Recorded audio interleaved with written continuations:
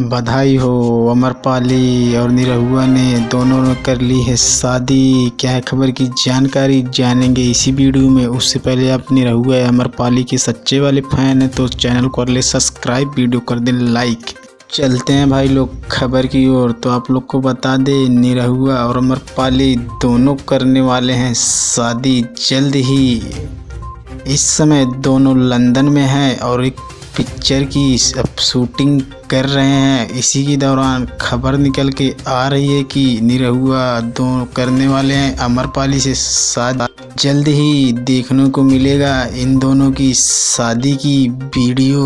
और इस खबर को सुनकर इनकी पत्नी मचा रही हैं बवाल।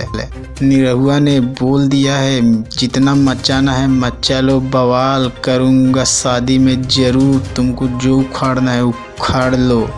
आप लोग कमेंट में ज़रूर बताएं क्या दिनेश लाल यादव सही कर रहे हैं अपने पत्नी के साथ कि नहीं, ज़रूर कमेंट में बताएं।